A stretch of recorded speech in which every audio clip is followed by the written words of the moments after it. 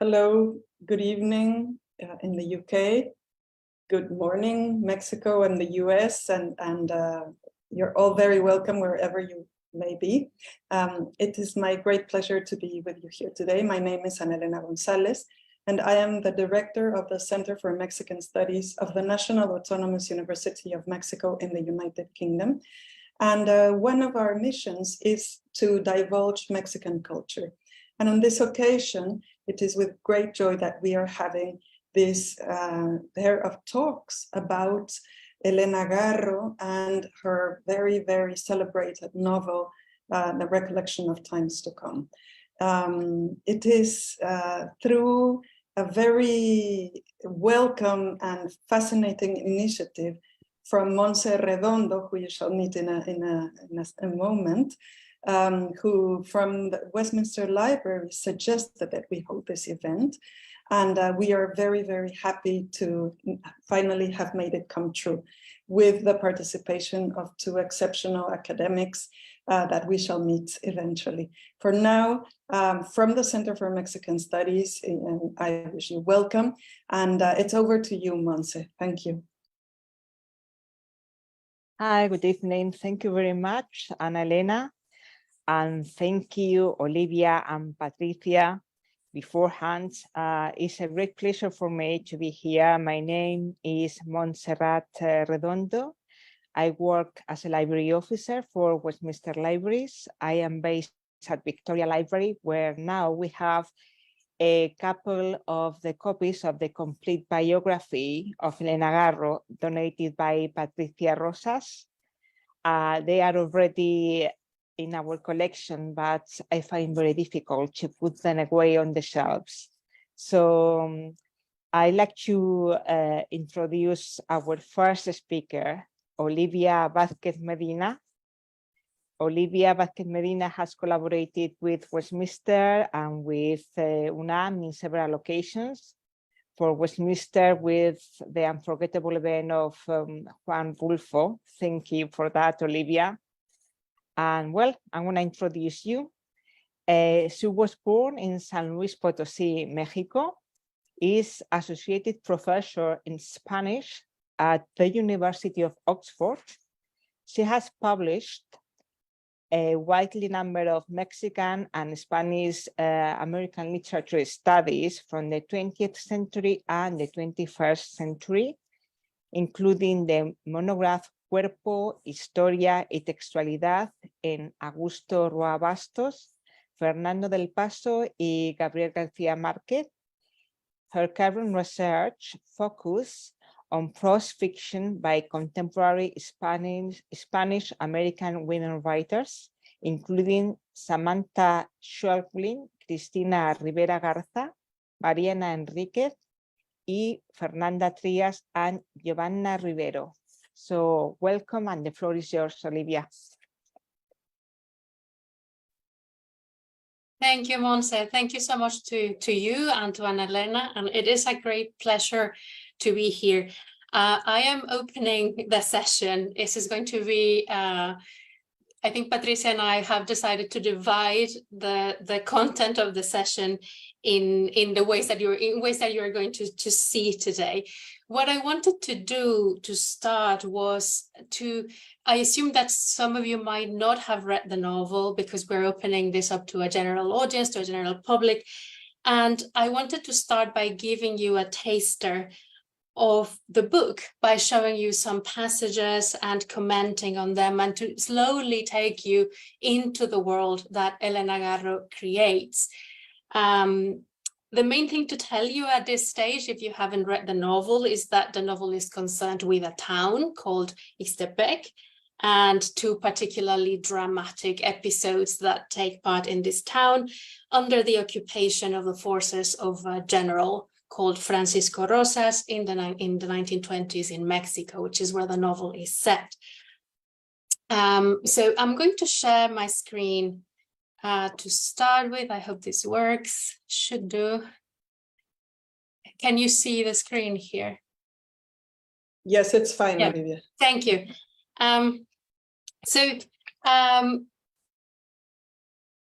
We are here then to celebrate Elena Garro's book, Los Recuerdos del Porvenir, which was published in 1963. And as I said, Patricia will cover quite a few aspects of the life of Elena Garro and also aspects of the novel itself. And I wanted to start then by saying that we will hear later how the novel is concerned with a period in Mexican history, but it is also a captivating story. Some of that, the reason for it to be a captivating story are the plots, the themes, the characters, the situations. But what makes the novel unique is the way in which it is written. And it is this aspect that I wanted to start with by sharing it with you. The story is full of suspense and lyricism. And one thing that stands out for me is also the atmosphere and the sense of place that emerge from the novel. So in this short intervention, I want to say a few words about Garro's wonderful style, her use of language, her use of imagery, her use of narrative voice, and I will comment on the many imaginative possibilities that this style opens up. Patricia, as I said, will talk more about Elena Garro's life, as well as the plot, the themes, and the characters. But what I wanted to do was to start by giving you a taster of what the novel reads like, in case you haven't read it. I'll also say a couple of things at the end about why I think this novel is actual, why it speaks to us right now, 60 years after its publication. So in order to start, I wanted to start by the beginning, which is the opening of the novel, which is there are some unforgettable lines in the novel in the way it opens. I'm going to be reading from, quoting from Spanish, but I've also included the English translation, which is from the published translation by Ruth Sims. So let's read just the opening of Los Recuerdos del Porvenir. Aquí estoy sentado sobre esta piedra aparente. Solo mi memoria sabe lo que encierra. La veo y me recuerdo. Y como el agua va al agua, así yo, melancólico, vengo a encontrarme en su imagen cubierta por el polvo, rodeada por las hierbas, encerrada en sí misma y condenada a la memoria y a su variado espejo. La veo y me transfiguro en multitud de colores y de tiempos. Estoy y estuve en muchos ojos. Yo solo soy memoria y la memoria que de mí se tenga. Desde esta altura me contemplo, grande, tendido en un valle seco. Me rodean unas montañas espinosas y unas llanuras amarillas pobladas de coyotes. You might have noticed the rhythm that is almost like an incantation. There is something enigmatic about these words and about the jaw, the eye that utters them. Who speaks here? This is our first question when we start reading the novel. The Spanish sentado might make us think that this is a male narrator, and obviously we might think this is a human male narrator. But as we progressively discover, things are not so simple in this novel. From the outset, Garro introduces an innovation in terms of narrative technique.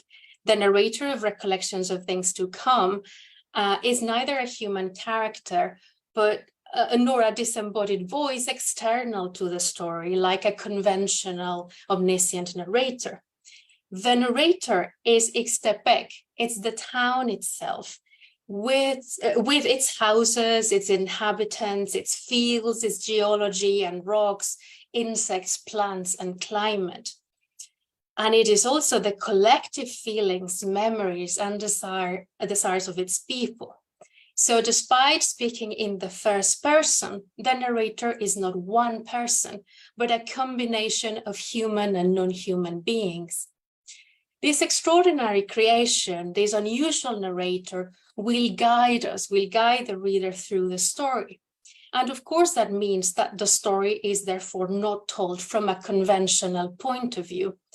We as readers are presented with this narrator that is only memory, solo soy memoria, a narrator that is time, and therefore contains the past and the future into its material existence, as we read in these few lines. From this first paragraph, we realize that there's going to be a deeply unconventional sense of time reading, guiding the novel.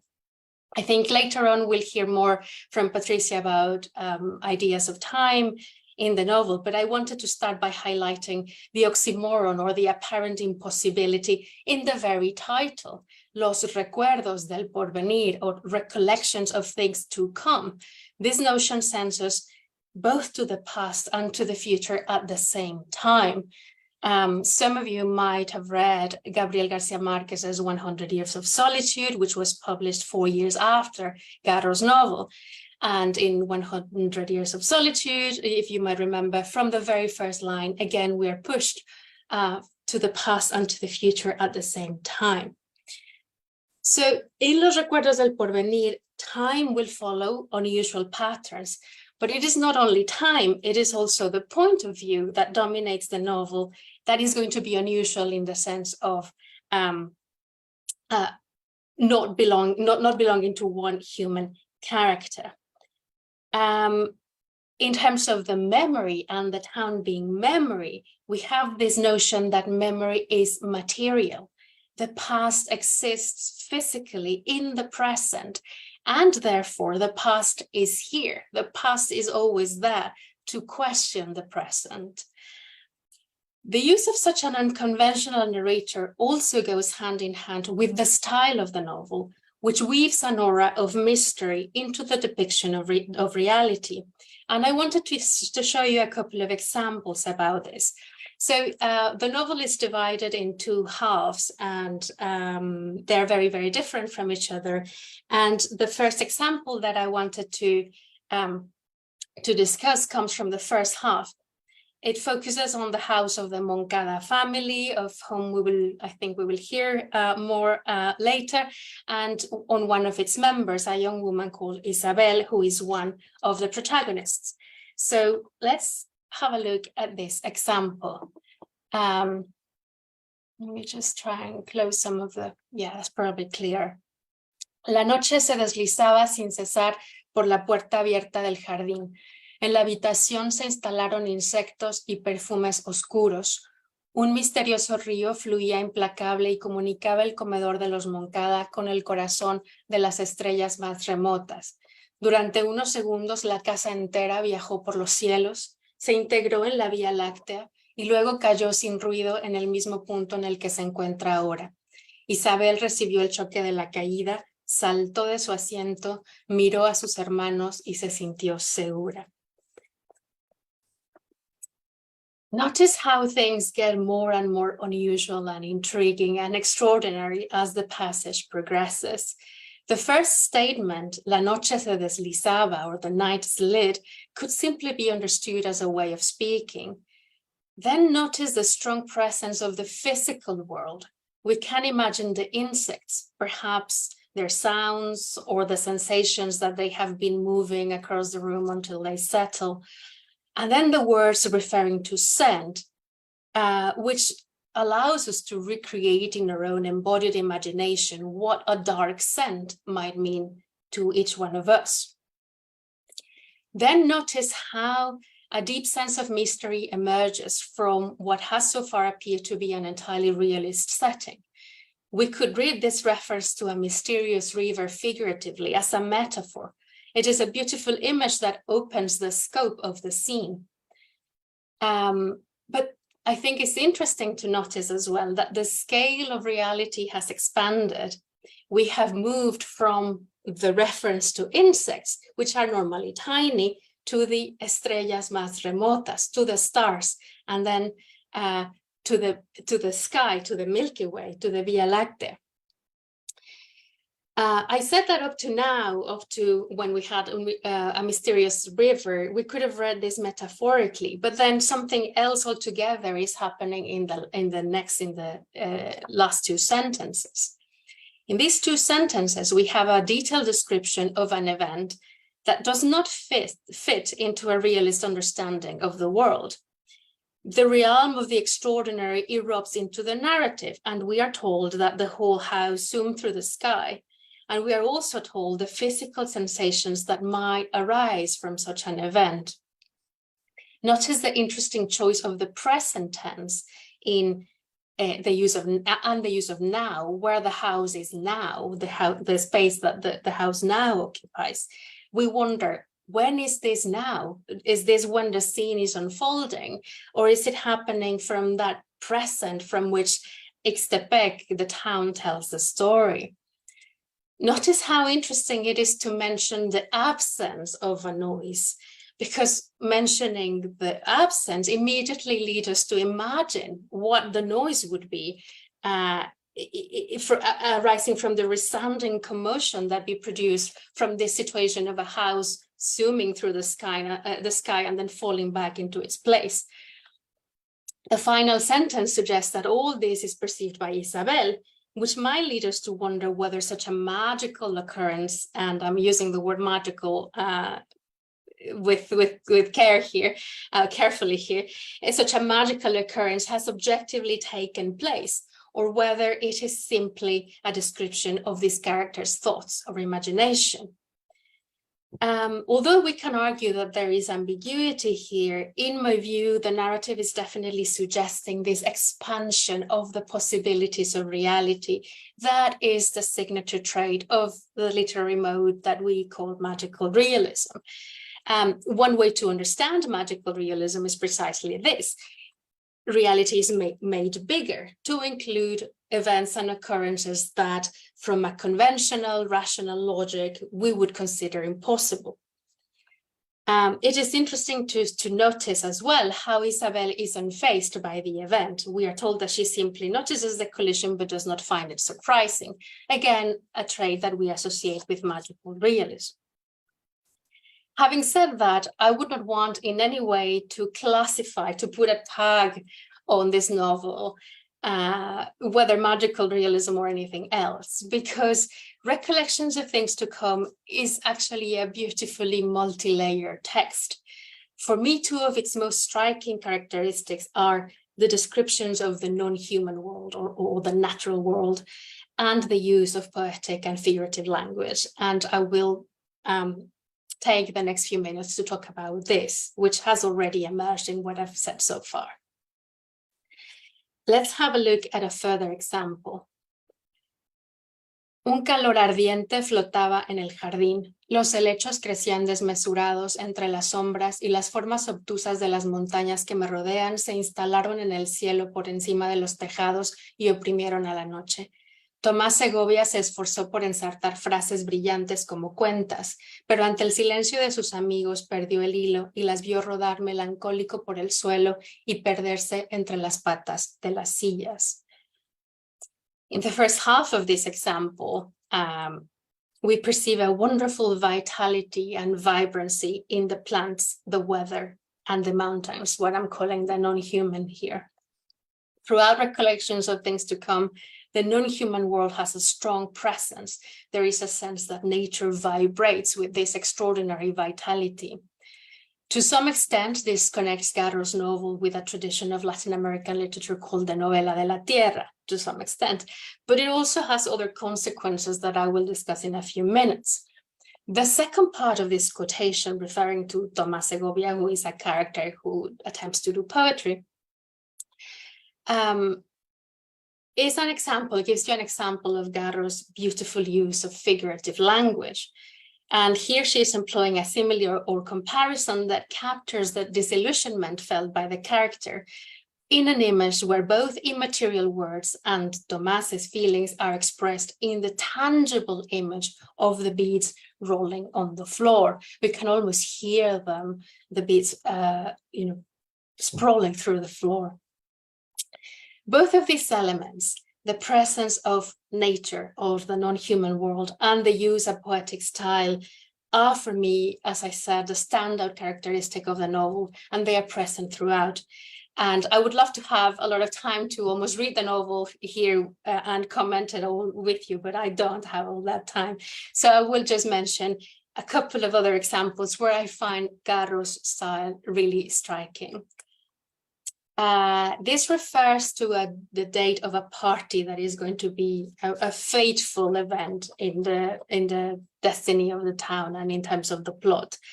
And just notice how the idea of a much expected date arriving, how this is described. La fecha esperada por todos se abrió paso entre los días y llegó redonda y perfecta como una naranja. Como ese hermoso fruto permanece en mi memoria iluminando las tinieblas que vinieron después. Las horas cayeron translúcidas en la superficie de ese día, abrieron un círculo y se precipitaron en la casa de Carmen B. de Arrieta. Rodeado de ondas luminosas, los ojos ávidos y el cuerpo alerta, Ixtepec esperaba el instante de la fiesta. La casa hechizada esperaba con nosotros. I think this passage condenses beautifully Garro's poetic style and the expressive possibilities given by a non-personal narrator.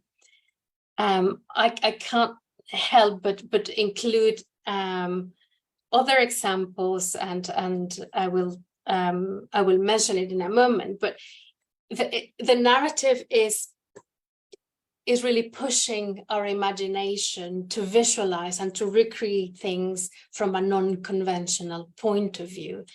I mentioned this other example which I wanted to comment as well. This one focuses on a description of the garden. And so let's read it together.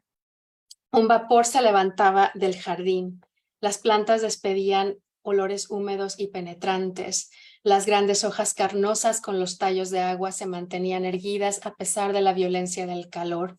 Los macizos de plátanos se llenaban de rumores extraños. La tierra era negra y húmeda. La fuente lucía su agua verdosa y en su superficie flotaban aguas en descomposición y enormes mariposas ahogadas. De ahí también surgía un olor descompuesto y pantanoso. El jardín que en la noche era luminoso y negro, cubierto de hojas misteriosas. Sorry, I didn't include that. I'm going to cut it there.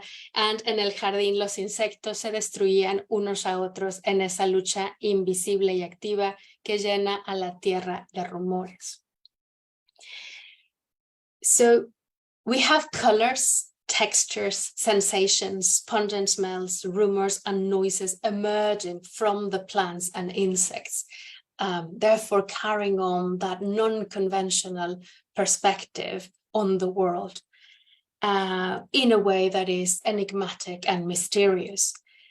Such a strong presence of what we can call the natural world is, however, not independent from the historical and political dimension addressed by the novel. It is not as if all of these plants and insects and rocks existed independently from what is happening in terms of the historical forces and how they are and the conflict that is unfolding in the town. And I think this is really crucial because Recollections of Things to Come interweaves very successfully these different scales. And with the word scale, I mean both in terms of time and in terms of size.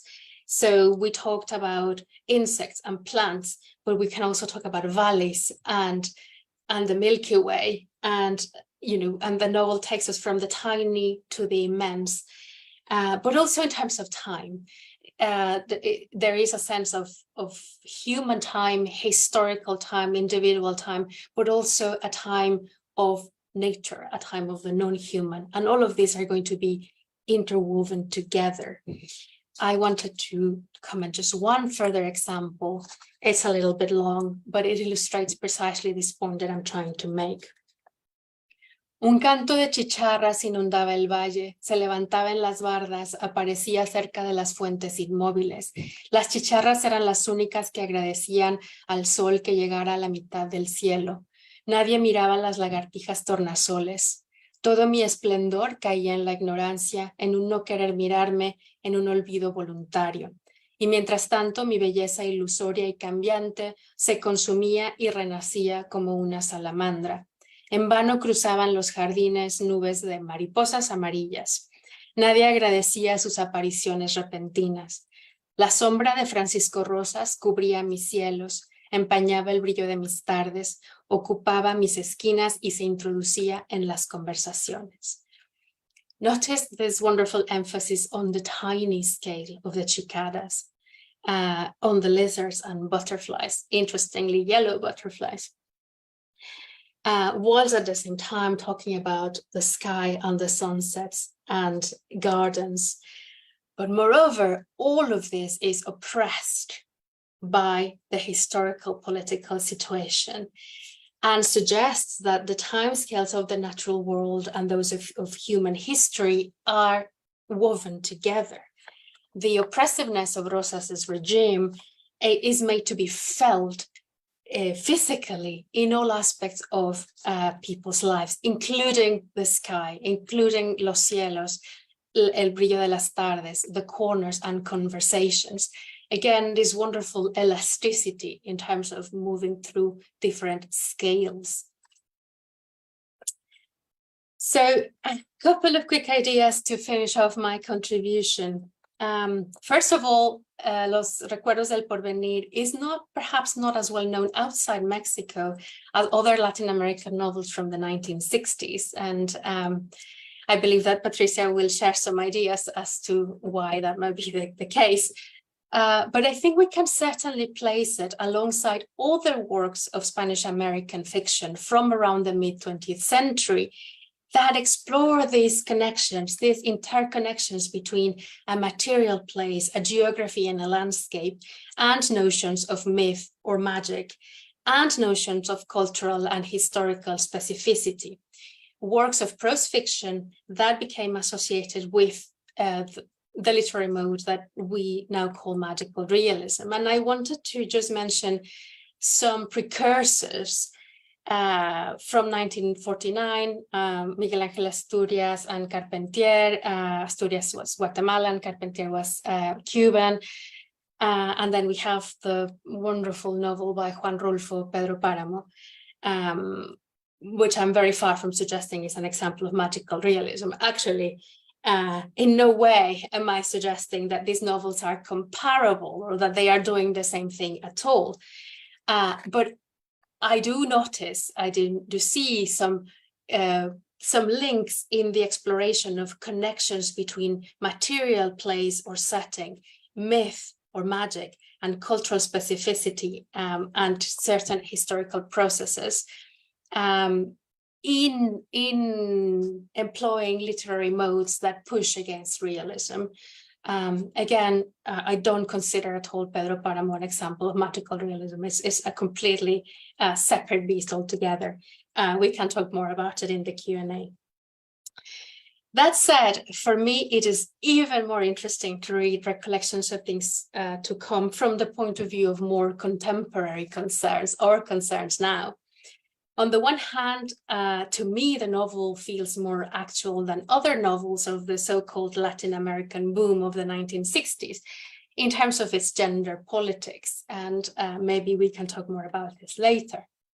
But there's another way in which Los Recuerdos del Porvenir seems strikingly current, which has to do with some of the aspects that I have noticed in this presentation. And here I am inspired by Mexican writer and thinker Cristina Rivera Garza, in particular in her book Escrituras Geológicas. As Rivera Garza suggests, our present era, defined by climate change and ecological disaster, compels us to look at place and territory not as neutral or natural settings, but as places, that are zones that are marked by dynamics of exploitation and as zones of disputed resources. In this context, we no longer see the human as an essentialist category or as the center of the universe, or even as an independent entity from the environment. Situations like pollution and toxicity, but also, for example, the pandemic, have brought home to us how deeply interconnected we are to other humans, but also other species, plants, air, water, geological formations. Now, this might seem quite far away from Garro's novel, but I hope what I've said today about her choice of a non-dominant, non-personal type of narrator in a way that centers the human as the founding source of narrative in a novel, as well as the way in which matter and the non-human are interwoven with human history. I hope these two things kind of serve as an illustration of the novel's great actuality and prescience, and why it is also interesting to read it today. So thank you. That's all I had prepared, but we can talk more in the Q&A if you want. Thanks.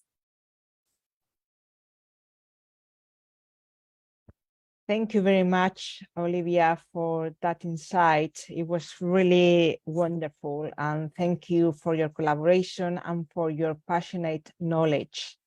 And for the book you recommended, Elena Garro. Yeah, I just have a quick look, and it looks very interesting. So now I'm gonna introduce Patricia Rosas Lopategui.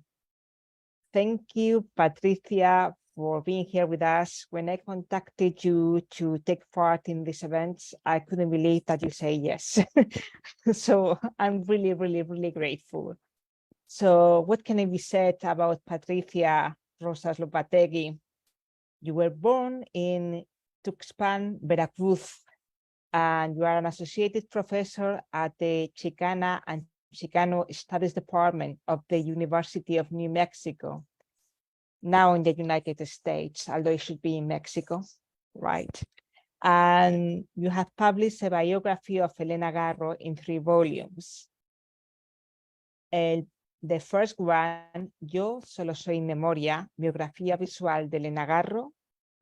The second one, Testimonios sobre Elena Garro, biografía exclusiva y autorizada de Elena Garro. And the third one, El asesinato de Elena, periodismo a través de una perspectiva biográfica, in 2 editions. Sorry, I don't have the English translations for these titles. You are the first to compile Elena Garro's plays, and you coordinated and contributed to the introduction of the Obras Unidas 2, Teatro, and her unpublished poetry in Cristales del Tiempo. Your most recent work on Elena Garro consists in 2 volumes, Diálogos con Elena Garro, Entrevistas y otros textos, which is added to other publications. Your interest is recognizing the innovations of 10 Mexican writers of the 20th century led you to create the Insurrectas series. So, Patricia, we are all waiting for you. Thank you.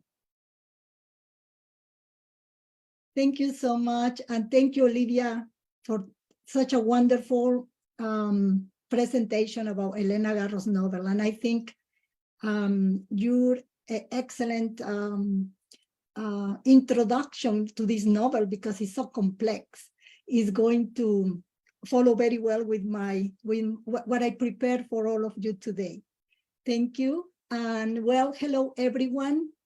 Thank you all for being here today. I will be addressing Elena Garro's life and one of her most important works, Los Recuerdos del Porvenir, or Recollections of Things to Come. First, I wish to thank Montse Redondo, a library officer for Westminster Libraries, and Ana Elena González Treviño, director of the Center for Mexican Studies at the National Autonomous University of Mexico, United Kingdom, for inviting all of us to celebrate the 60th anniversary of Recollections of Things to Come. Let us talk about the life of one of the most fascinating women writers, political activists, and intellectuals of Mexican culture from the 20th century. Those who have read her poetry, plays, short stories, and novels believe her work is a fundamental part of contemporary literature. Our story begins during the Mexican Revolution, when Elena was born in the city of Puebla on December 11th, 1916. Her father was José Antonio Garro Melendreras, a Spaniard from Asturias, while her mother, Esperanza Navarro Benitez from Chihuahua, Mexico, was also of Spanish blood. Together, they raised 4 children. Elena spent the first 6 to 7 years of her life living in Mexico City, after which her family moved to a little village in southern Mexico called Iguala, in the state of Guerrero. Elena grew up where no real school was available to attend, so she was homeschooled and received 2 educations at the same time. A tutelage from her parents comprised of classical Western teachings and a very ethnic upbringing by her indigenous nannies and servants that worked for her family. These caretakers will not only keep the Garro Navarro household running, but also helped raise Elena. They became a loving and caring part of her family, who told her their wondrous cultural stories filled with magical entities and mythological creatures. These indigenous stories had moral and ethical guidelines, such as women who misbehaved will be turned to stone, and if someone lied, their tongue will be transformed into a rabbit's tongue, so talking wasn't possible. In contrast, in their view, good, noble, and creative people were rewarded with magical powers, such as, quote, caminar bajo la lluvia sin mojarse, end quote, which means to be able to walk in rain without getting wet. The unnatural elements in these stories are known as magical realism. When the indigenous people could not explain something with rational thought, they would use their alternative Mesoamerican cosmovision, or essentially worldview, to resolve it with fantastical elements that have their own logic. These miraculous stories will transform Elena's perception of the real world. When Elena wasn't hearing these magical tales, she instead obtained a classical Western education in the library of her father, José Antonio Garro, who was a liberal, cultured man and very progressive for his time. Both he and his brother Bonnie lived in Iguala and served as instructors for their children, because the war from the revolution in the village made many things from schools to electricity virtually non-existent. Her uncle Bonnie thought it was totally normal that while Elena played, he will read from Western readings, such as the verse of the Spanish poet Jorge Manrique, quote, nuestras vidas son los ríos que van a dar en la mar, que es el morir. Our lives are the rivers that travel to the ocean, that is death. End quote. Besides learning about Jorge Manrique's poetry, Elena will also read and learn the works of other Spanish classical authors, such as Miguel de Cervantes Saavedra, Lope de Vega, Calderón de la Barca, as well as the Greek, Latin, English, and German writers, like Plato, Aristotle, Socrates, Cicero, Virgil, Shakespeare, Novalis, and Hölderlin, among many others. One of her favorite classics during her childhood was the Iliad by the epic poet Homer, which I am sure many of you have also read. Her mother, Esperanza Navarro, was not a typical mother of that era. Her passion in life was reading, and just like Elena's father, Esperanza read all the Occidental classics with one of her favorites being the epic poem Paradise Lost by the English poet John Milton. Excuse me, sorry, Patty. Were you going to share a presentation or not yet? No, Not yet? Not yet. Okay, okay. I just wanted to make sure. Sorry for the interruption. No, no problem, no problem.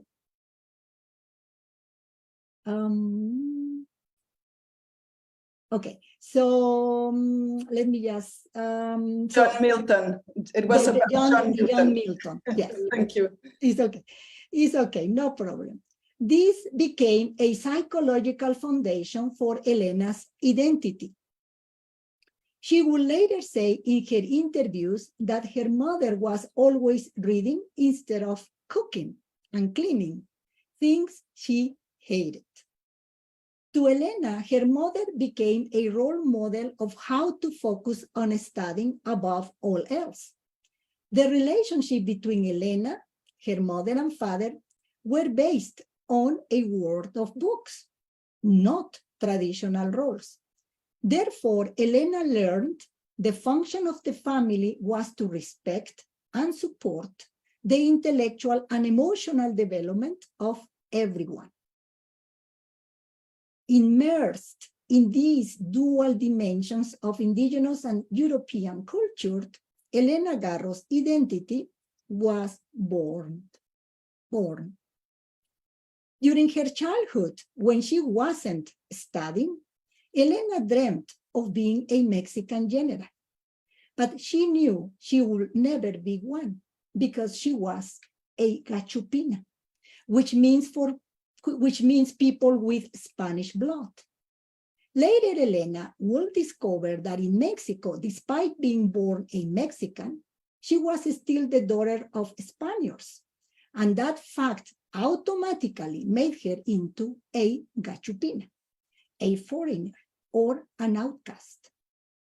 After the Mexican Revolution that took place from 1910 to 1920, Elena faced contradictions from the Mexican post-revolutionary society in which she lived. We see this metaphorically illustrated in one of Elena's anecdotes.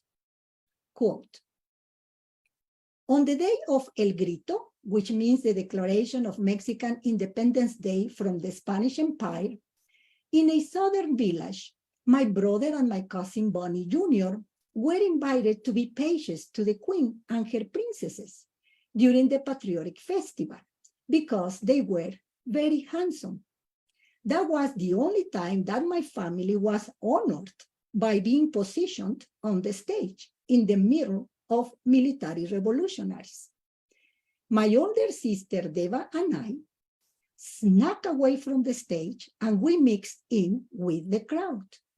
Since we were so small, all we saw above us was a ceiling of sombreros or hats.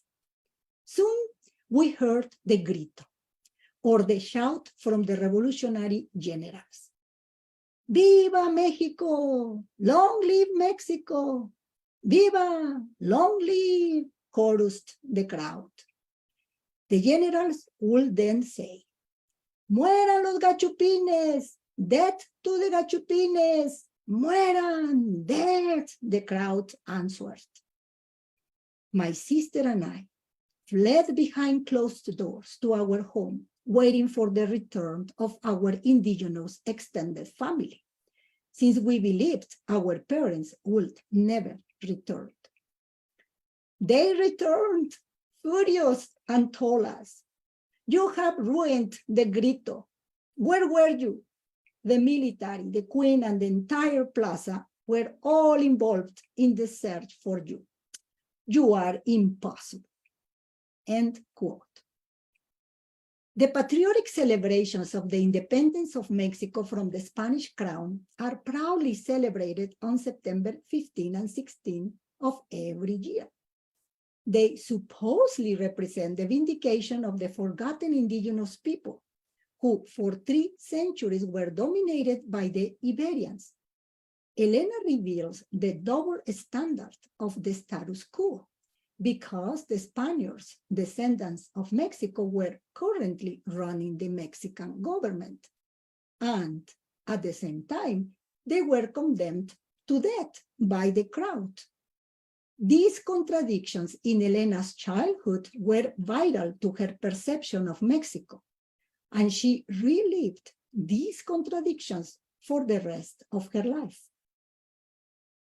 In the story Las Cuatro Moscas, or the Four Flies, Elena Garro presents one of the most dramatic and humanistic parts of her life, based on her internal conflict of being a Gachupina in the land of indigenous people.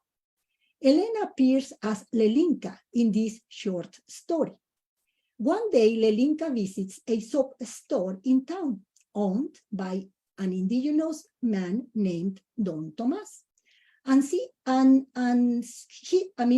Lelinka sees a beautiful doll. Quoting the story. Stammering, Lelinka says, I want that doll. Don Tomás, swelled with anger, his skin turned to the color of an eggplant, he stood up and looked at her in shock. That doll is mine. Why do you want it? I like it. I like it a lot, and I want to take it home, she demanded. Don Tomás licked his thick lips, and he became an even darker eggplant purple. That's how the Gachupines are. They want to take everything home. Well, that's not going to happen. It's mine. I just like looking at it, and it costs me a lot of money. End quote. In this dialogue, Elena Garro shows that Lelinka is very pretentious by commanding Don Tomás to give her the doll, demonstrating she's also very arrogant and entitled. This is because she has the blood of a Spaniard, which is linked all the way back to the conquest of Mexico by the Spanish Empire. These conquistadores or conquerors believed they were superior to all the native people that they found in America. So this tradition continued in their descendants, such as Lelinka. Therefore, Lelinka thinks she can order around the indigenous people of her village without repercussions. Don Tomás reacts to her very differently than he normally would have before the Mexican Revolution. Garro's short story takes place after the war that was fought mainly by the campesinos or the peasants, guided by Generals Pancho Villa and Emiliano Zapata. Whereas before the revolution, Lelinka was in total control with her Gachupina power, making the indigenous like Don Tomás inferior to her. But now, after the war, the tables have turned, and Lelinka is seen as an outcast, while Don Tomás feels empowered and is able to stand up to her. Lelinka perceives this reality after her confrontation with Don Tomás, saying, quote, "It was a sorry state to be a Gachupina. If I wasn't, Don Tomás would have given me the doll," end quote. When Lelinka returns home, her father noticed her sadness. Quote, "What happened? You look worried," asked her father, who did not talk to her like Don Tomás. Lelinka lowered her eyes to the plate of oatmeal with milk and explained her discovery at the soap store. If only her father would talk to Don Tomás. But it was useless because he was also a Gachupin. Her father shook his head. "It is not about being a Gachupin. Don't get confused. Don Tomás loves that doll," he answered. Her father did not seem to understand anything. Didn't he realize he wasn't Mexican? End quote. Afterwards, her father offers to buy her another doll, just like that of Don Tomás. But Lelinka refuses, as she says Don Tomás's doll is unique. In this statement, Elena Garro shows that it's not really the doll Lelinka wants, but to be accepted by Don Tomás, because if she was indigenous, he would have let her have the door. Determined to reach this goal of acceptance, Lelinka and her sister Evita dropped by the soap store daily. The girls managed to impress Don Tomás by their admiration and respect for him and his culture. He notes that they do not come to trivialize or insult his cultural roots. Realizing the respect, he in return treats them with more acceptance, the very thing Lelinka craves. He then places a small stool where the girls could stand and admire the door, which they call a little goddess. However, Lelinka realizes that it's not enough to contemplate this other world from the silence. To be accepted by Don Tomás as one of his people, one must identify with them. She understands this clearly when her sister asks, quote, "What do you prefer, being a fly or being a queen?" End quote. Lelinka responds by saying she prefers to be a fly because these insects can fly and are able to get to places people can't. Elena Garro uses the power of magical realism taught to her by her indigenous extended family to have Lelinka imagine becoming a fly and touch the all-powerful door. When she lands on the door as a fly, her fantasy comes true, allowing her to become part of the indigenous mystical reality the doll represented. Lelinka reconciles her identity conflict thanks to the power of magical thinking. Within that space in the soap store with acceptance from Don Tomás, she synthesizes her Mexicaness as an adaptation to the cultural world of Gachupines and Mexicanos. Yet, by the end of the story, Don Tomás does not speak with a Mexican accent. With this image, Garro nullifies the racism and proposes a universal humanity where there is capacity for all languages spoken with the accents of all cultures and of all people of any gender, race, or color. Nevertheless, Elena's life completely changed when she marries Octavio Paz at the age of 20 in 1937. Before marrying Octavio, Elena was in her second year of study in literature at the National Autonomous University of Mexico. She had many artistic interests, including studying classical dance, theater, and cinematography. She was a choreographer at the University Theater, directed by Julio Bracho, and she worked with Rodolfo Sigli and Javier Villaurrutia. But after their marriage, Paz was completely controlling and overbearing, forcing her to leave her studies and intellectual interests, as well as forbidding her to return to the university or continue her studies in dance, theater, and writing. This was the beginning of her odyssey, her long, dark journey with Octavio Paz. In December 1939, the only child of their marriage, Elena Laura Paz Garro, was born in Mexico City. Following Octavio's career, the Paz Garro family lived in the United States, France, Japan, and Switzerland from 1943 to 1953. During this time, Elena's only sanctuary was writing in secret, her works consigned to hidden diaries, poems, plays, and even novels. In fact, between 1951 to 1953, while living in Paris, and then in Bern, Switzerland, Garro wrote her novel, Los Recuerdos del Porvenir, or Recollections of Things to Come, but without hope to publish it because of the power that Octavio Paz had over her.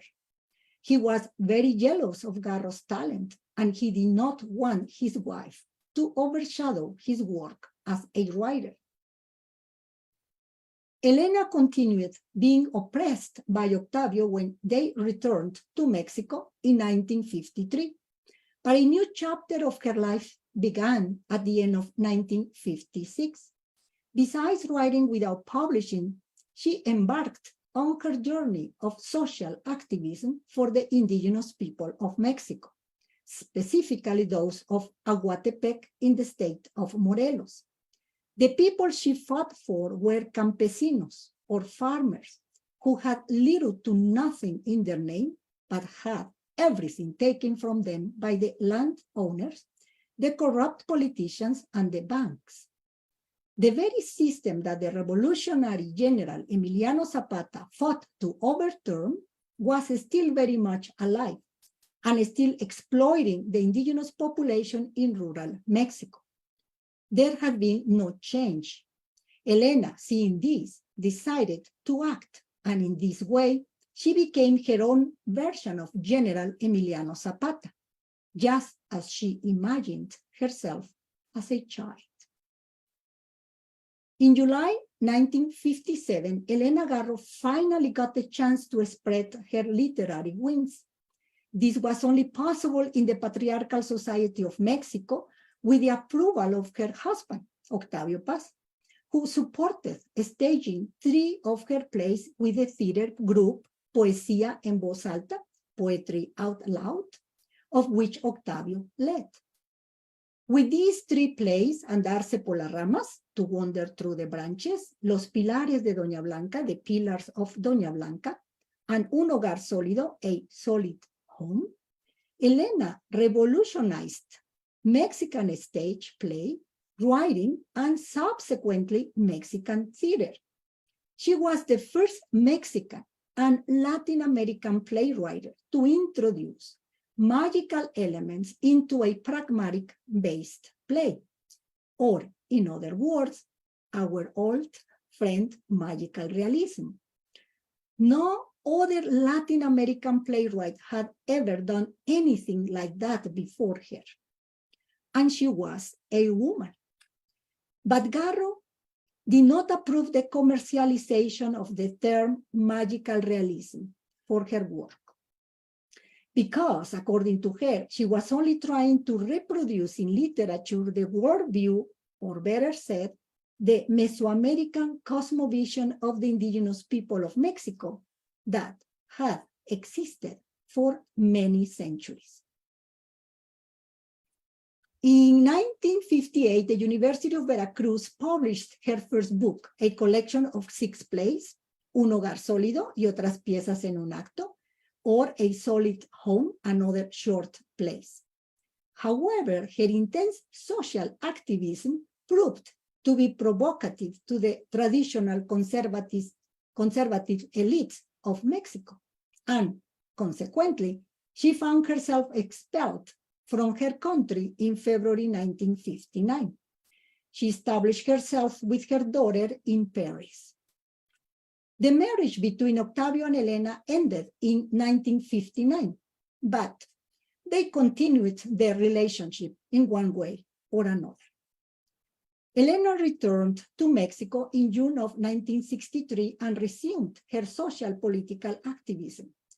5 months after arriving in Mexico, in November 1963, her first novel, written 10 years earlier, was finally published, Recollections of Things to Come. This was only possible because Octavio Paz allowed the novel to be published, but only after a unique set of circumstances transpired. I don't have time to explain the details right now, but if someone asks me during questions, I will be more than happy to elaborate. Yet, Elena's Recollections of Things to Come was repressed by the Patriarchal Society, who did not include it as part of the international Latin American literary boom of the 60s. It is obviously one of the most innovative novels of its time, and still is, even by today's standards.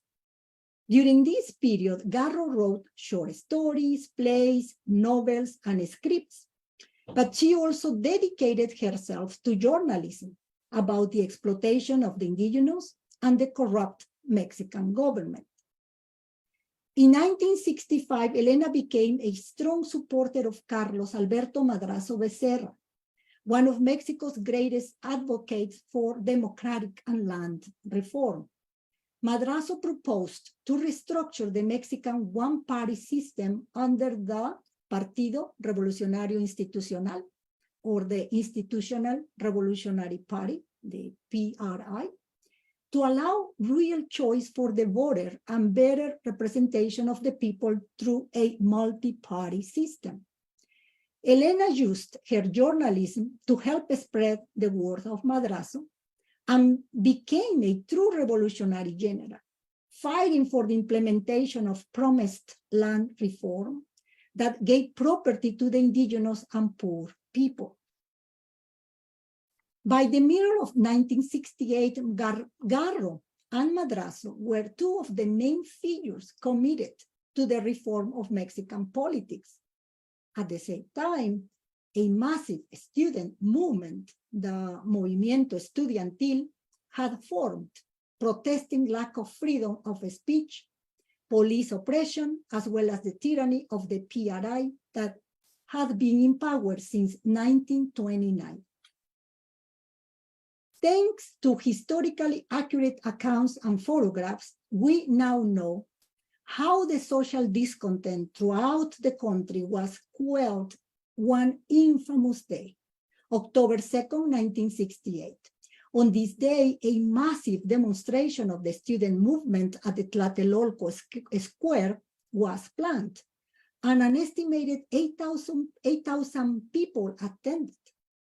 In response, fearing losing control over the country, President Gustavo Díaz Ordaz, along with some members of his cabinet, like Luis Echeverría Álvarez, his Secretary of State, ordered that the situation be contained. What transpired next was the infamous massacre of Tlatelolco. Tlatelolco is a public area in the shape of an open square with a church, an archaeological Mesoamerican site, and surrounded by apartment buildings. On October 2nd, 1968, the crowd had gathered for their demonstration, and it was peaceful, listening to the leaders speaking. It was a beautiful sunny day in fall in Mexico City. Among them were women, elders, and even children running and playing. The crowd was jubilant, hopeful that real change was coming. Then it was time to go home with the meeting ending. Suddenly, roaring engines could be heard. Helicopters flew in overhead and circled around like menacing birds of prey. Unbeknownst to the crowd, snipers had taken up positions on rooftops all around, while tanks and foot soldiers armed to the teeth encircled Tlatelolco, just outside of the square. Lights suddenly appeared from the sky and flares fell to the ground. The first shots rang out and all hell broke loose. Soldiers began to advance into the square. As panic overwhelmed the crowd, everyone ran in every direction trying to escape the random hail of bullets that rained down on them. The tanks rolled into the square. The dead littered the ground. To cover up their crimes, the Mexican government claimed there was no massacre, and instead they were stopping a coup d'etat organized by Carlos Madrazo and Elena Garro to install a communist government, which of course were lies. The Mexican government's official line was to blame everything on Madrazo and Garro. In this way, President Gustavo Díaz Ordaz was able to destroy two birds with one stone, that being his two main enemies, Madrazo and his political organization, and the student movement. The government, being perfectionist, 9 months after the massacre of Tlatelolco, assassinated Madrazo by literally blowing up the flight he and his wife were on with a bomb, killing at least 70 people, to absolutely ensure Madrazo would never be a threat to them again. Elena's fate was not much better. The Mexican government used the press to generate an immense amount of propaganda to slander her reputation, such as claiming that she gave the government the names of intellectuals involved in the student movement. Of course, all her colleagues and friends, including Octavio Paz, believed she had completely betrayed them, leaving her alone and ultimately defeated. This was the successful assassination of Elena Garro.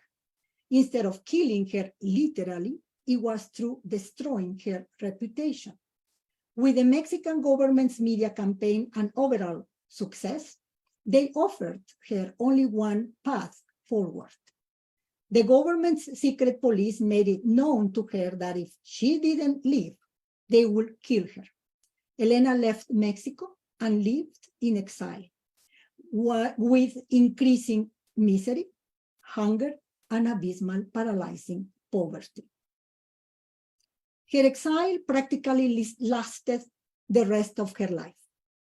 Only in 1991, after 20 years of living on the run in the United States, Spain, and France, Elena finally returned to Mexico. In 1993, she established herself in Cuernavaca with her daughter Elena and her beloved cat. Even though living in Mexico, she spent the final 5 years of her life in a small, dilapidated apartment, ostracized, and effectively still exiled. On August 22, 1998, Elena Garro died, and today, after all the slander against her, her work is finally being academically reviewed and appreciated by people, not only in Mexico, but also Europe and Latin America. Elena's legacy lives on in one of her most emblematic writings, Recollections of Things to Come, and we are celebrating its 60th anniversary today. Since it is a very complex novel, I will summarize it to the best of my ability, but I highly recommend all of you to read it, especially since it has been translated to English by Ruth Elsie Sims, like Olivia already mentioned, published by the University of Texas Press in 1969, which is currently available. Even my son has bought his own copy now, so I know it's available. Recollections of Things to Come is focused on the cruelty of the Guerra Cristera, or Cristera War, that took place from 1926 to 1929, when the new revolutionary government tried to eliminate the Catholic Church's domination over the governing body of Mexico. It is during this war that we enter the sleepy little village of Ixtepec.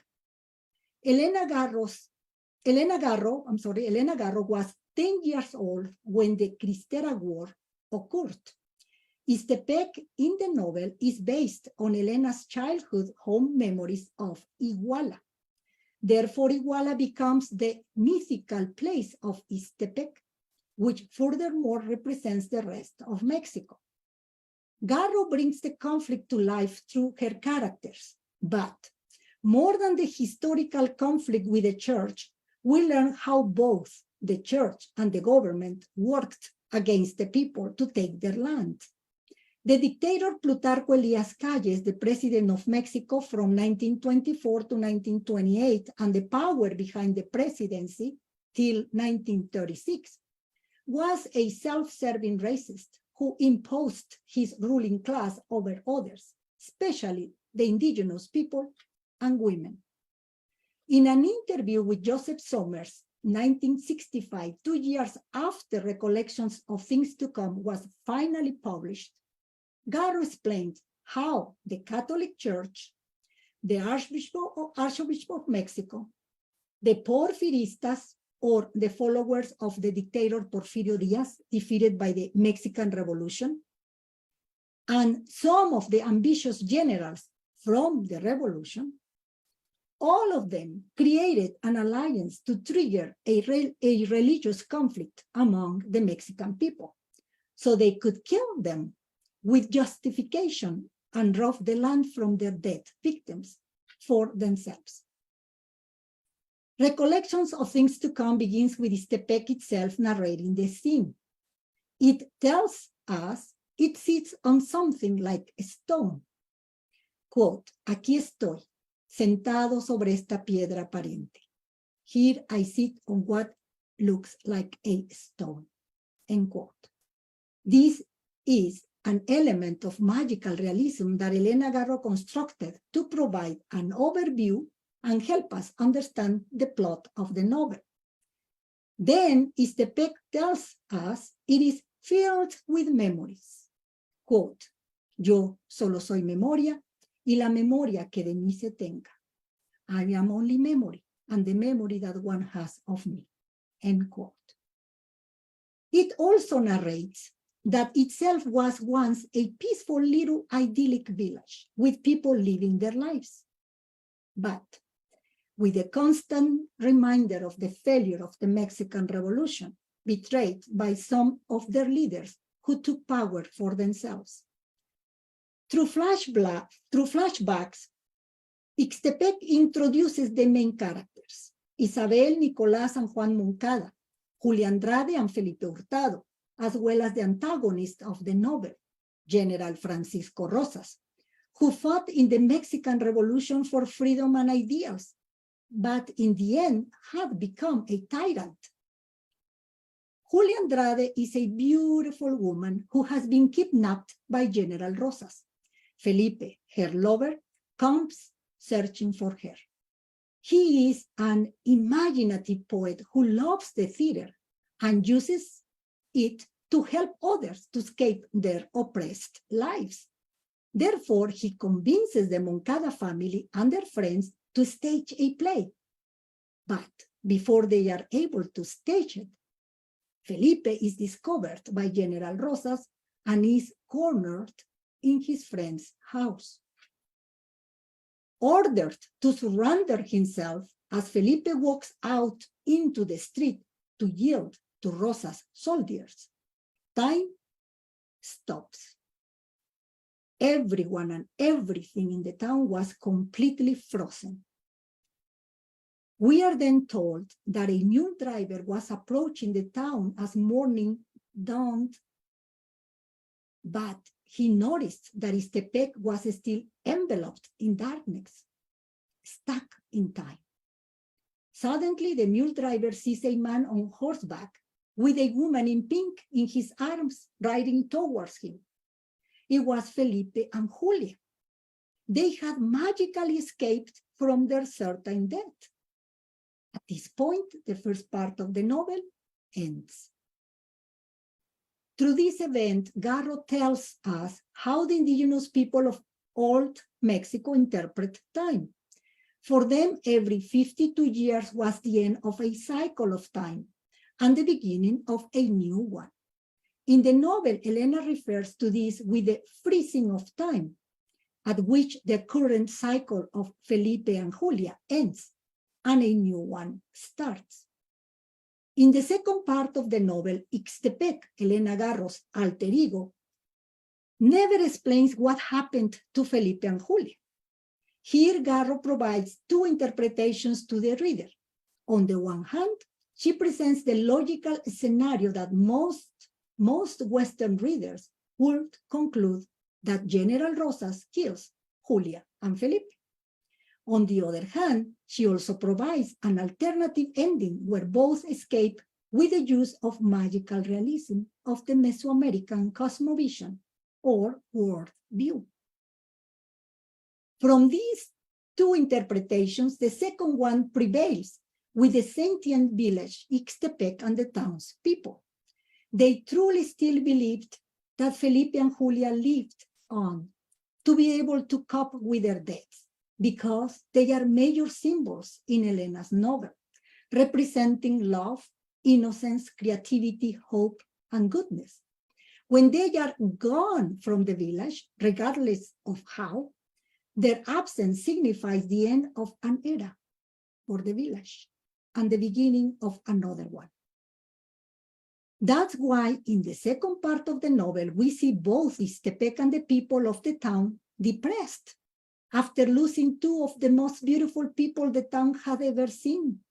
They had lost the creative and infectious joy of Felipe, while Julia had brought kindness and compassion. In contrast, General Rosas becomes infuriated, realizing with the loss of Julia, she had never loved him. In his rage, he became even more of a tyrant than before. This personal event of his life takes place at the same time the Cristera War begins. And not to neglect his duties, Rosas' mission in Ixtepec is to shut down the Catholic Church in the town and to stop the priest at all costs, including by death.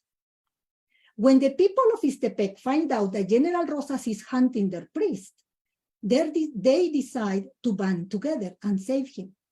The families of the town, including the Moncadas, plan to help the priest by inviting General Rosas and all his generals to a party to distract them, while Nicolás and Juan Moncada help smuggle the priest out of town. But the Moncadas don't care at all about saving the life of the priest. In fact, Isabel criticizes him for blessing the lands taken away from the indigenous owners by General Rosas' mercenaries. The Moncada used this plan as a pretext to try to escape from the tyranny of Francisco Rosas in search of a different life. Nevertheless, all their preparations were for naught, as Rosas was suspicious and sent one of his soldiers to spy on the townspeople and found out the plan, including the route the priest would take to escape. Rosas and his faithful officers attend the party, knowing full well the plan, and play along with the townspeople who are trying to charm them. As the night comes to an end, Rosas orders more music and dancing, and the people are not allowed to leave for the night. Instead of being the hunters, the townspeople become the hunted. Yet, one person does not feel threatened, that being Isabel Moncada, who throughout the night falls in love with General Rosas. Meanwhile, unknowingly to the townspeople, as Nicolás, Juan, and the priest attempt to escape the town, Rosas soldiers ambush them, killing Juan among other compatriots and capturing the rest, including Nicolás. The party ends, and General Rosas invites Isabel to become his lover in place of Julia, to humiliate the townspeople and demonstrate to them who is in control of everything. Isabel goes with Francisco Rosas to the hotel he has taken over. She discovers that Juan was killed and Nicolás has been captured by Rosas soldiers, and their plot has failed. Isabel asks Rosas to spare her brother's life, to which he agrees. As Nicolás, the priest, and the rest of the prisoners are taken to the local graveyard to be executed, the soldiers shoot everyone but Nicolás. He realizes he has been spared by the help of his sister, infuriating him, and he demands the soldiers to honorably kill him as well, to which they oblige. General Rosas, who had signed up for the Mexican Revolution, has become the very tyrannical monster he set out to stop years ago. He has also lost his soul and his destiny and left the village forever. Isabel is then abandoned with her brother's death. Gregoria, a village elder, indigenous woman, takes Isabel to a church sanctuary on top of the hill in town, so Isabel can be cured by removing her love for General Rosas. However, she refuses, exclaiming, quote, "Aunque Dios me condene, quiero ver a Francisco Rosas otra vez. Even though God condemns me, I still want to see Francisco Rosas one more time," end quote. And Isabel runs down the hill, but before she can reach the bottom, she is transformed into a sinful stone.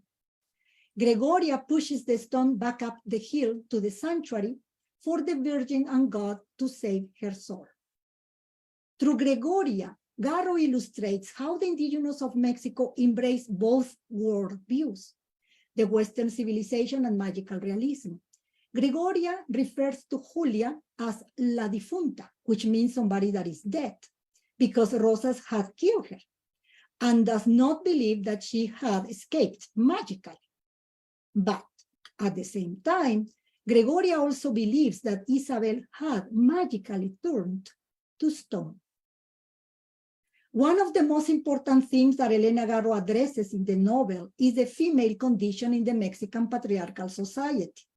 This is represented mainly by Julia and Isabel and how they are treated. Julia is a kidnapped sex slave for General Rosas and only can escape through an act of literal magic or death. This represents how women in Mexico are just seen as sex objects. Isabel, on the other hand, rejects marriage earlier in the novel after her mother pressured her to do so. She responds to her by saying, quote, "No me voy a casar, I am not getting married," end quote. Isabel feels humiliated that for women, marriage is the only option. Then she renounces traditional Mexican roles for women by falling in love with the outcast of Ixtepec, General Rosas, which ironically is the same man who was sexually oppressing Julia. At one point in the novel, General Rosas even cries out, quote, "Todas las mujeres son unas putas, all women are whores," end quote.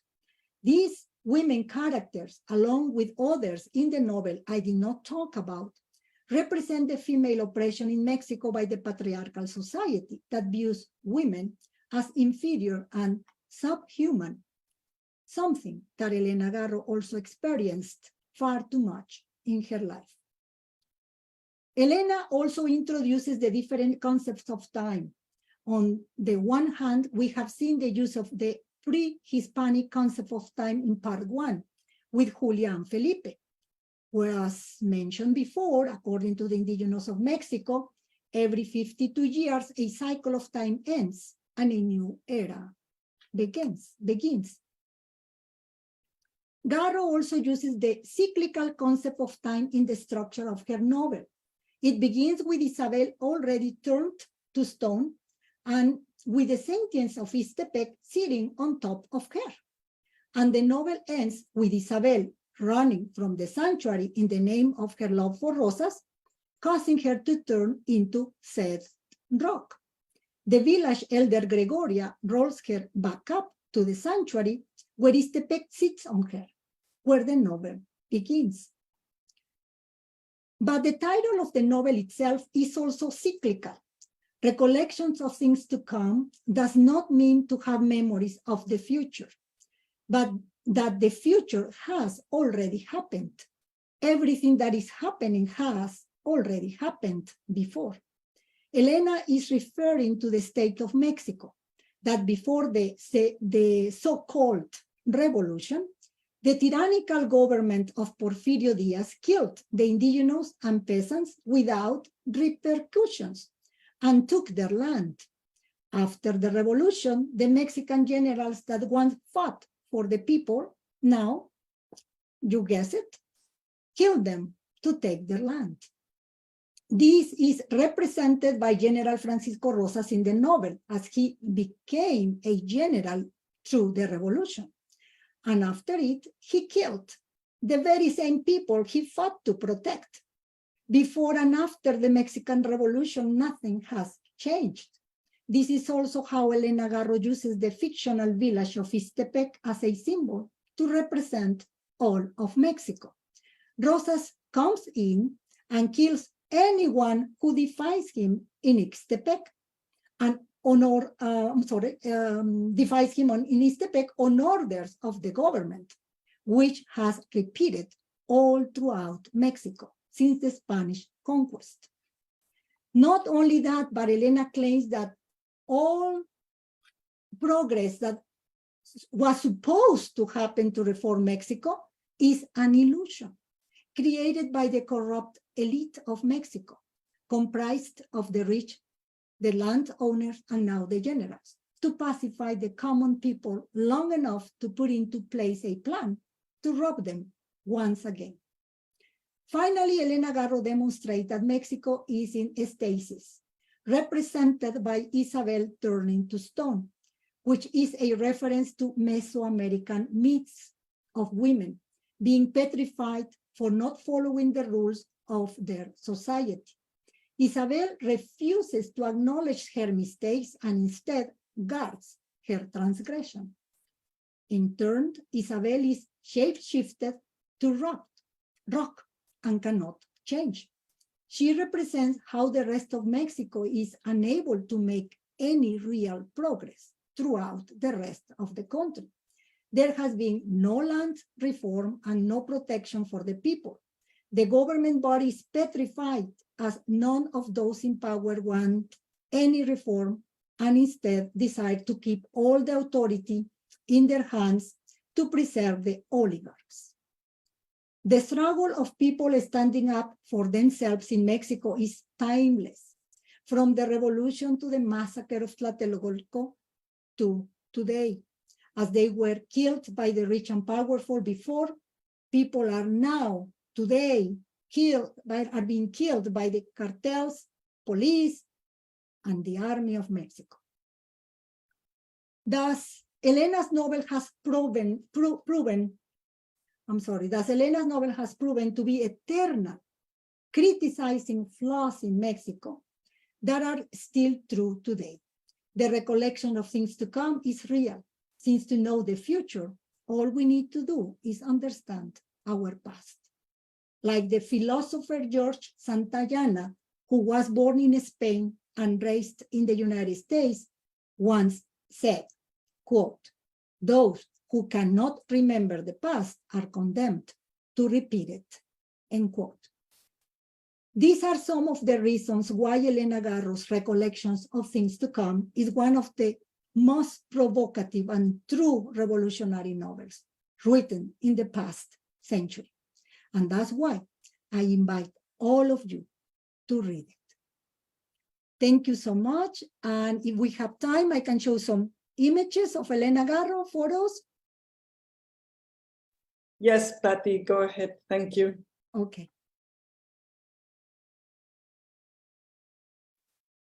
Can you see the images? Yes, we can. Okay. Okay, so here we have some images of photos of Elena Garro with her family and some friends.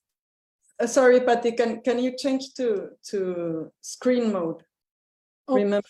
Yes, I'm sorry. Like, yes. Here? Yeah, that's better. Thank you. Perfect. Okay. So here we have Elena in 1919, when she was around 3 to 4 years old. Here, this is Elena. Can you see the arrow in the screen? Yes, we can. Okay, this is Elena, her father, Jose Antonio, and her older sister, Deva. They are, at this time, they were in Mexico City. Here is Esperanza Navarro. This is Elena. I'm sorry, Esperanza is holding her daughter, Estrella. This is Deva. Here again, we have the girls with their parents, Esperanza, Jose Antonio, Estrella, Deva, Elena. Elena always very close to her father. Elena in 1934, when she was attending junior high, before high school. Here is, they are in the lake of, in Chapultepec Lake in 1936, when Octavio Paz and Elena Garro were dating.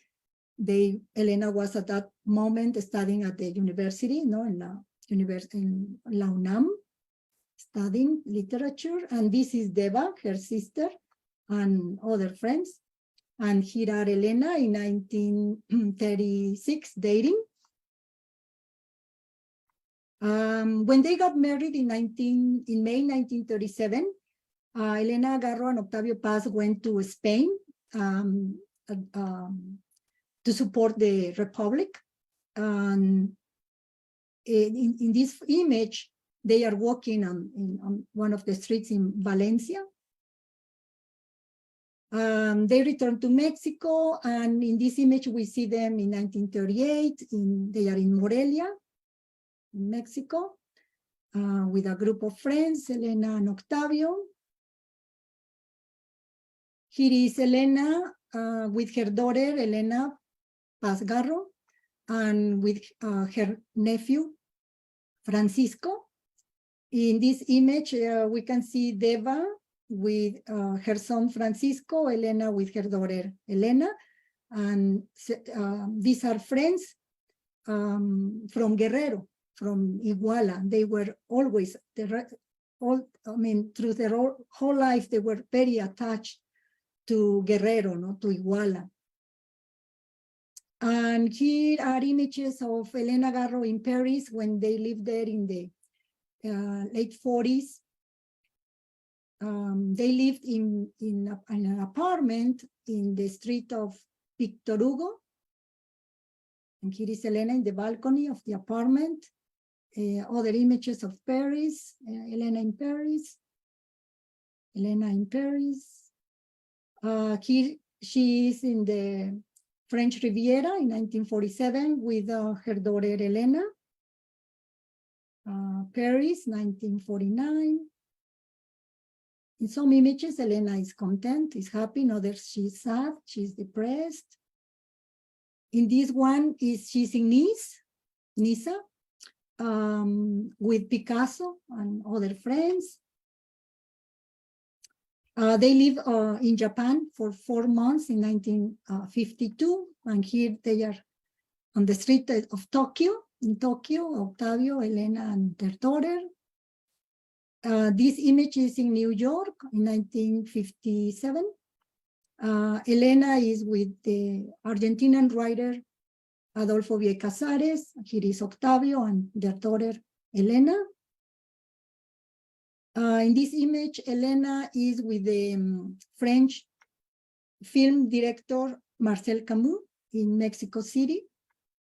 They plan to make a movie based on one of Elena's scripts, but unfortunately didn't come true. And here Elena loved theater since she was a child, and here she's playing, acting with Carlos Fuentes and Rita Macedo. At that time, they were married, and they are in Rita Macedo and Carlos Fuentes' house. In these images, Elena is in her home in Las Lomas in Mexico in 1966 with one of her cats. I'm sorry. And here this photo was taken after the massacre of Tlatelolco, when the exile starts for Elena. And this is in 1971. She was still in Mexico City, running, from one place to another, when finally in 1970, she managed to rent an apartment. And then in 1972 is when she left Mexico and went to New York. She asked for political exile in New York. They rejected, and so here is in New York. And here is in Spain in 1979 with the Spanish writer, poet, José Bergamín. By the late 70s, Elena was doing much better thanks to the support that she received from Tierno Galván, the mayor of Madrid at that time. And here is 1991 when Elena returned to Mexico. She's in Puebla, and Elena here signing a book. Here is when we went to see her in 1997, 1998. This is my son Emiliano playing with Federico, one of Elena's cats. And these are the covers of the first editions. This is Los Recuerdos del Porvenir, the cover of the first edition, 1963, and the cover of the first edition of the translation in English, Recollections of Things to Come, from 1969. And this is Elena, 1916-1998. Thank you so much.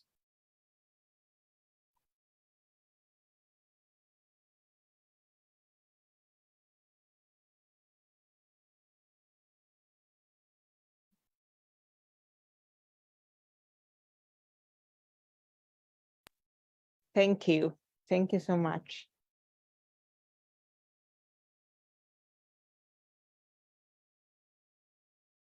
Thank you, Patty, for an extraordinary presentation that does indeed bring us closer to such a complex and important writer as Elena Garro. And well, we would now like to open the floor for questions. You may address your questions to UNAM UK in that option, or you may raise your hand, turn on your camera, and do them directly. Questions are welcome both in English and in Spanish. We are trying to make Elena Garro better known in the English-speaking world, but anyone is welcome to make their questions in Spanish.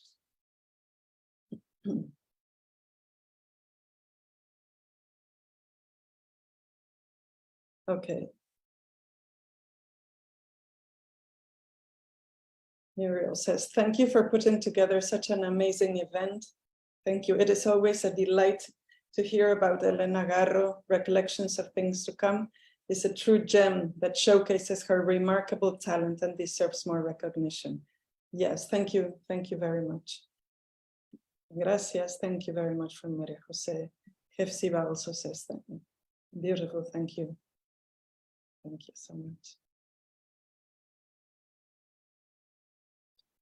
Maybe I can ask a question. You spoke a little bit, Patricia, about the things that inspired her, what she had in her youth, the books that were read at home, the stories that were told, as well as the myths of the indigenous people of Mexico.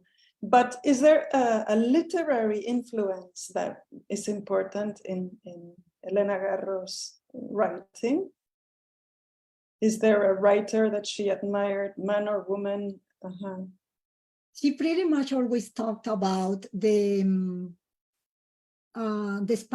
classic Spanish writers, you know, like Cervantes, Lope de Vega, Calderón de la Barca, especially Cervantes. You know, when the reporters used to ask her, you know, what are your influences? I mean, what are your main writers? Which ones do you admire best? You are so innovative, you know, you bring together so many different things in your short stories, in your novels. And she will also say, well, I don't know what are you so surprised about that? You know, the Spaniards they use magical realism too, you know, and she will always talk about these writers, especially Cervantes, you know, las novelas ejemplares, and el coloquio de los perros, you know, how do we translate that into English? I don't know, Olivia can help us. El coloquio de los perros, like the dialogue between dogs, you know, kind of thing, the two dogs that talk. So for Elena, what was she doing? It was not really nothing, new, you know. And she also always talked about the poets, the writers, the philosophers of the Romantic movement from Germany. She admired very much the German writers and the Russian writers. She will talk many times in an extended way about Dostoevsky. She admired very much Dostoevsky. So I can say that, you know, and of course the Greeks. I mean, she was always making references to Homer, you know, the Iliad. That was very important for her during her childhood. So she was a very well-educated person, you know, since she was little. That's why I get, you know, I have to say this over and over. because a lot of people think that Elena Garro was not that well educated when she met Octavio Paz, and that she became very knowledgeable when she met Octavio Paz, and that is not true. I mean, Elena Garro was already very well educated through her family, especially through her father and mother. No? But she will say that her mother was always reading, and she didn't care, about the household, the kids running, whatever they wanted to do. But her father was like the teacher. The father was the one that after work, he will come home and ask them, what did you read? Explain to me, what did you learn today? So her father and her uncle, Bonnie, were like the main sources for them of, to get all these very important education, the Western education. And then the nannies were raising them too. So that's why it's so important, these both views, in Elena Garro's work, because we can see that. We can see that in all her work. Thank you very much. And I would like to ask Olivia about the innovative aspect, because you know contemporary Mexican literature very well, Olivia, and you mentioned that the Recollections of Things to Come still has an edge to it. It still preserves an innovative aspect that stands up today. Can you elaborate a little bit more upon that, please? I tried to mention a few of these things in the presentation. So I think, that emphasis on not having a person, a character as a narrator, and making us see things from a perspective that is not a dominant human perspective, but just coming up with this wonderful idea of the town itself narrating. I mean, that is certainly one thing that to me seems innovative even now. That would be, and also the fact of just the lyrical, bringing in the lyrical style into this narrative that is at the same time so politically potent. I don't know if that's innovative, but definitely I think that the novel still pushes us or invites us to imagine and to conceptualize things in ways that are non-traditional. We don't tend to think about, a town narrating things and a town being made of chicadas, but at the same time generals. And obviously towns are made of all these things. And is the way in which she plays with scales. So the different things that I mentioned really in the presentation are things that come to mind right now. And in a lot of Latin American literature being written in this century, in the 21st century, this concern for our interaction between the human and the non-human and the environmental and the what we would call the natural world is very much a contemporary concern. And this idea of literature asking these questions about how we relate to other humans, but also to other entities, I think is definitely something of our time. And well, this is a question for both of you. Do you believe that things have essentially changed for women in Latin American literature, in particular in Mexican literature? Has there been a true change? I think a lot more women writers are being recognized now than, I think it is definitely in relative terms to be a writer now is probably much easier than to have been a writer when Elena Garro was being a writer. So I think in that sense, definitely, but I think we still have, for example, literary prizes where the jury are all men, or where giving a prize for a woman seems to be still an extraordinary type of event. So I think there's been progress. There's also an expectation that women are going to be writing about certain themes or topics. So I think there has been progress, but I don't think we can talk about complete equality. But I don't know what Patricia thinks.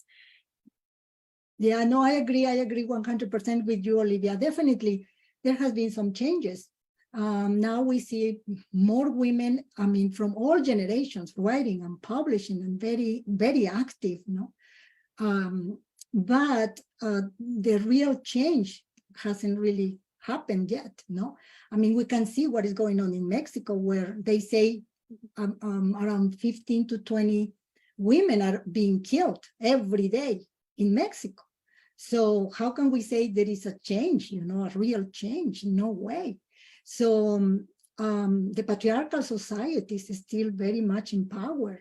And like Olivia mentioned, you know, most of the awards or the you know, the recognitions are pretty much still, you know, are still being won by the men. And like this comes to my mind that when Elena Garro published Los Recuerdos del Porvenir, she won the Javier Villaurrutia National Prize. But she had to share it with Juan José Arreola for his novel La Feria, you know? So to me, it was like, they couldn't give the whole prize, the whole recognition only to Elena, you know? A man has to be besides her too. So, and this is still going on, you know, this is still going on. So I think Elena, I mean, Recollection of Things to Come is still very, very, it's a novel that we can read and we can identify with the, for example, the female characters, you know, that are oppressed. We can identify with them, definitely. And I think the new generations too. Great, thank you very much. I'm going to read some of the comments in the chat box. Joel Alonso Luna Mendoza says, Elena is such an amazing writer. I'm glad that she's finally being recognized more. She deserves to be known, to be read and understood. Isabel López, muchas gracias, Patricia, Olivia. Gran y profundo acercamiento a los recuerdos del porvenir y a la vida de nuestra gran escritora Elena Garro, incluyendo las fotografías. Joel Alonso Luna dice, when we talk about recuerdos del porvenir, for me, it is rather interesting to talk about the prostitutes. What would be their role in the story? Thinking on perhaps more symbolic or deeper meaning?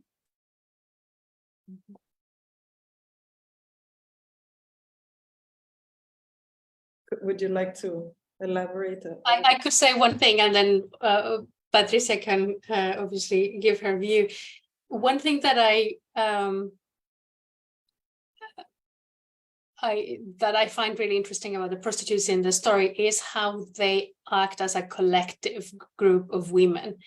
In a way, we see this idea of sisterhood, even though they are in an environment that by definition exploits them and, you know, uses their body as a commodity and so on. They are presented, they have certain agency and they are a collective group of people. So I think these are important things to notice. I don't know if not necessarily a symbolic meaning, but simply, you know, that power of the collective, of a collective of women who can impact. They try and fail, but they try to, you know, influence the political developments of what is happening. And one thing that still strikes me of the novel now is how strong the female characters are. I mean, everyone fails in some way in Los Recuerdos del Porvenir, but definitely the weight of many of the decisions are on the female characters and in a multiplicity of them. The other thing is that female characters are not all portrayed under just one brush, but characters are individuals, which is also interesting. But yeah, I don't know what you think, Patricia. Yeah, no, definitely, I agree. I agree, Olivia. You know, I think that all the female characters in the novel are oppressed in one way or another. You know, the prostitutes, the the generals, lovers, all these women that are there. Some of them are there because they decided, to go with these generals and live with them, but others were kidnapped by these powerful men, like Julia was for Rosas, but there were other ones that were there against their will. But the generals had all the power, to keep them there. So the women are oppressed by the generals, by,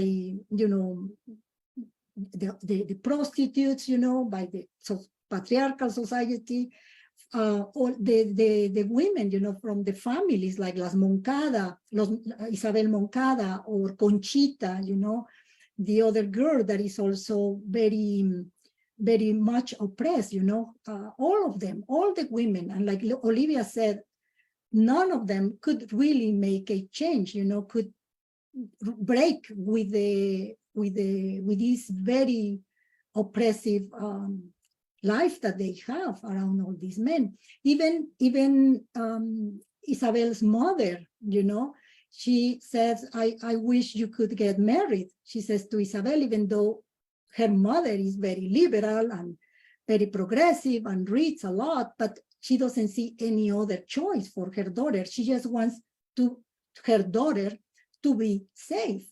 And she thinks that being safe for her, for Isabel, is to get married, be protected by a man. So it's just so difficult to really break and escape this condition that we have for women, in the society. Yes.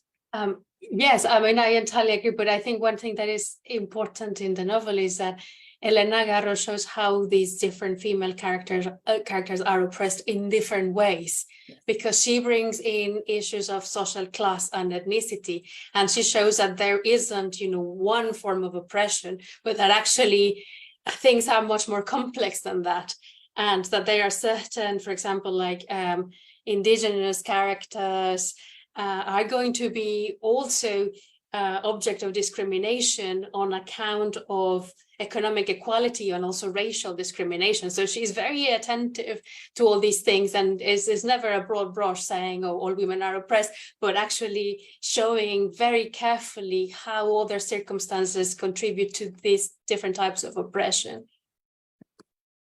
Exactly. Yes, definitely. So Elena is really amazing, the way she, like you said, Olivia, the way she brings together everything, she waves everything is just very interesting. And anyway, but go ahead, Ana Elena. Very well. Joel Alonso says, gracias, uno de mis personajes más queridos es la Taconcitos. Un poco de lo que estamos hablando. Por eso es la pregunta, les agradezco mucho. Ok, gracias, Joel Alonso.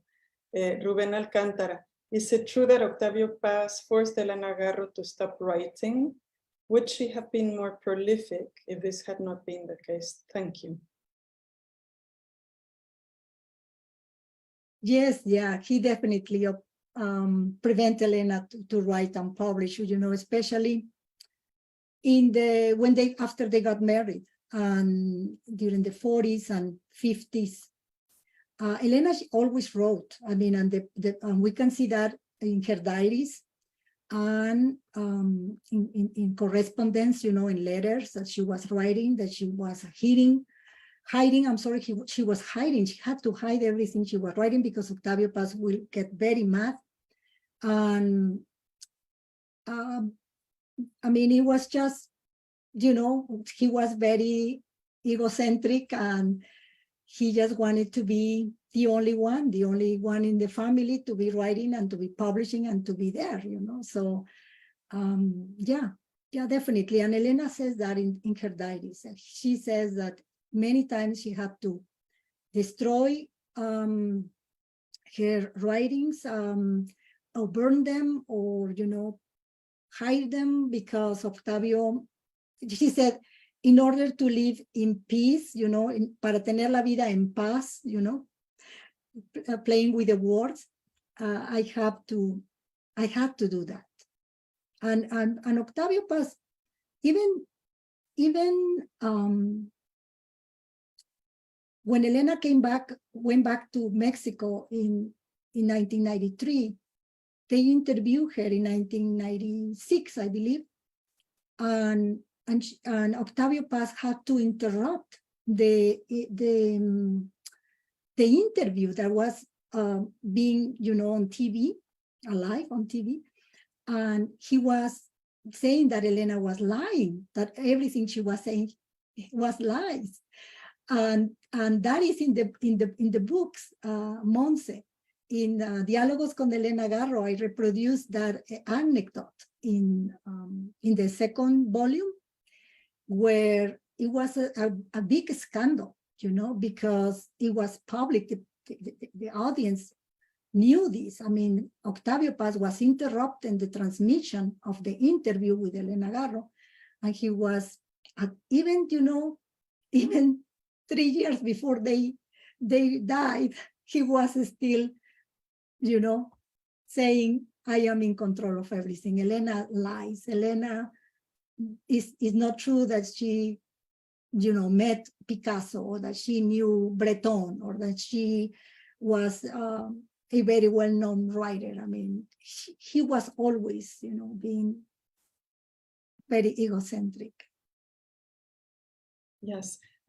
We have 1 minute left and several comments. Maybe this will be left as a bit of a homework for us.